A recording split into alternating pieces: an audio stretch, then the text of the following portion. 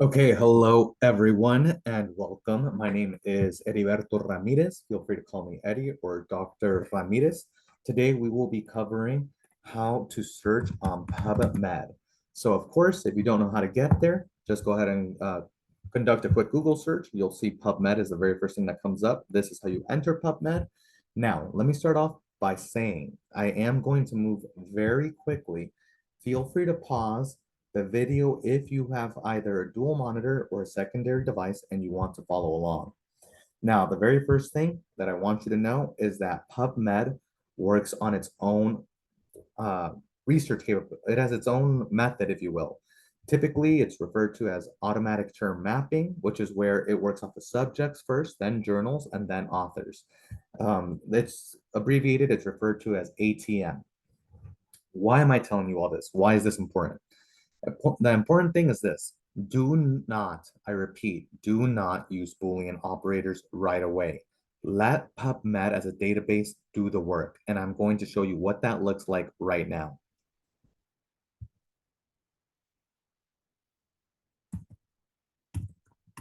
So as you could tell, the very first search I'm running is for, and actually I'll put indigestion abdominal pain. So when you run a search, any search on PubMed, the very first thing you want to do is just go ahead and hit advanced. When we hit advanced, we'll open the details section and you'll see that it's running off of mesh terms and it's using those traditional Boolean operators. That's what I mean when I say let PubMed do the work. It is running to some degree mesh terms, which are medical subject heading terms, and a combination of Boolean operators behind the scenes. So you don't have to do that. So let's just say again, if you're running a search, you're going to type in backache. Search, first thing you do is hit advanced. You'll see that it's running the search using the mesh term back pain. Big question I'm always asked are, what are these mesh terms? How can I figure out what's really being captured with this mesh term? So to do that, you're going to scroll down. You're going to see mesh here.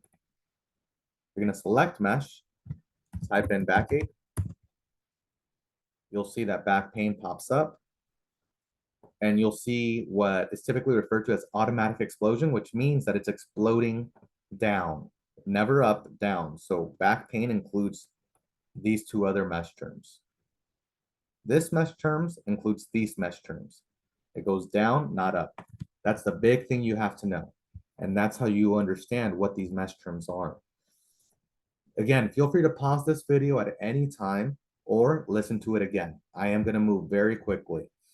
So quickly that matter of fact, I'm going to move on to the second thing I want to show you, which is how journal titles work. And I'm going to do this a very simple way.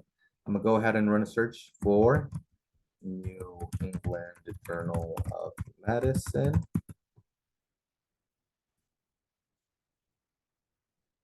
And then I'm also going to search New England Journal. And then we're going to hit advanced again. And I want you to compare, I'm going to just pause here for a minute.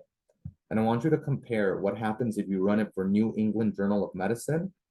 You'll see that it stops using that ATM, right, of subject level, the automatic term mapping, subject, journal, and then authors.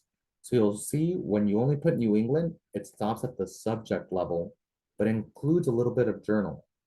When it stops at the journal level, it does give you more information, for example, the journal ID. And this is why, as a rule of thumb, you want to try to be a little bit more specific when you type in a journal name. You don't want to type in New England Journal. Preferably, you want to type in New England Journal of Medicine because first of all, it'll stop off at the journal level, and second of all, it'll give you more information such as the actual abbreviation and the journal ID. Journal titles work one of three ways. You can either type in the full journal title, the Medline title abbreviation, which is shown right here, or you could also do the ISSN with dashes. So another question is, what if the name is a subject as well as the journal? In that case, just so everyone could tell, we're going to run it for the journal cell, see what pops up. I'm going to go ahead and hit advanced, and you'll see that cell came up with the mesh term. It's stopping at the subject level heading. Because we want a little bit more specificity, this is one of the few times I recommend using the drop-down menu. You're going to go ahead and select down journal, add it.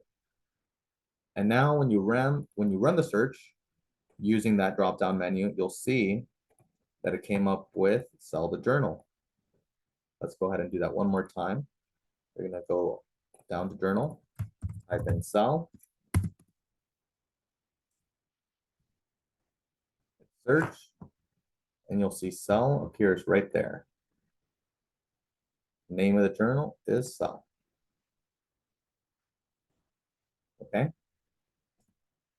The next thing that I want you to know is that as a rule of thumb, always type in last name space first initial. The reason I'm telling you this is, for example, let's do this. Jusco W. Remember, last name space first initial. The reason for this is that, as you can tell in this case, it goes all the way back to 1965. PubMed itself actually goes all the way back to 1946, but full names only began in 2002. So I'm going to stress this again. Best practice when searching for an author is to type in last name, first initial. The other thing that I'll show you is that as you select different years, you'll see how many works are within every given year. As a last thing, if you are uncertain if this is the correct author, you can go ahead and click on the author and hit affiliations, and you will see where that author resides. Or their place, or I should say, not where they reside, but their place of employment. And that'll be a perfect way to figure out whether or not you're looking at the correct person. Now, let's look at what happens if you're looking for something specific and it's not really stopping off at that ATM level, right? Subject, at that, at that ATM level, which is that subject journal level. So what else could we do here? It's not a journal, it's not a subject, and it's not a journal, and it's not an author. So what do? A good example of this would be the word pressure point. If we run the search for pressure point, you'll see that it doesn't come up together. It even shows right here, point pressure. This is one of the few times that you will use the quotation marks, which is a traditional Boolean operator. And we'll go ahead and hit advanced. And I want you to see what happens when these searches are ran individually. This is pressure point with no quotation marks. This is pressure point with quotation marks. Again, I cannot stress this enough. Rule of thumb, understand how PubMed works, understand mesh terms. If you need to, such as in this case with the word pressure point, then you're going to use a Boolean search operator, quotation marks in this case, to look for that specific phrase. Another one that will be that might be problematic is, let's say you use those quotation marks and it does not come up. So in this case, I heard dog wheelchair. I inserted a search for dog wheelchair. You'll see that it didn't come up. You'll see here, quoted phrase not found in phrase index. What they're telling you is that when you type in that word, they have an index. It's right here. It says show index. You're going to go ahead and hit show index and see related search terms. This is what it's saying when it said it is not found in phrase index, but all of these are. So even if this word doesn't come up, its relatives, if you will appear using that show index feature. Now, affiliations can also be useful. In this case, let me type in Brown R NLM. You'll see that the name Rebecca Brown pops up. Again, if I'm not sure, I can see that that number 1 places her at the University of Utah. And that's how I can verify that is the Rebecca Brown. Another case, let's say you were looking for a specific author, you could always click on them and you'll see Brown R appears. So you could always type in the author. Like once you know it's the right author, you could always select that specific author. The last thing that I will mention is that ORCID IDs and research IDs are also very useful. But if you have more questions, feel free to email me at eramirez@pointloma.edu. I hope you found this very speedy and introductory search lesson into PubMed very useful. And good morning if you're watching this in the morning. Good afternoon if it is the afternoon, and have a good evening if it is the evening. Stay blessed, and I look forward to hearing from you, and I hope you found this extremely useful. Have a great day, everyone. Bye-bye.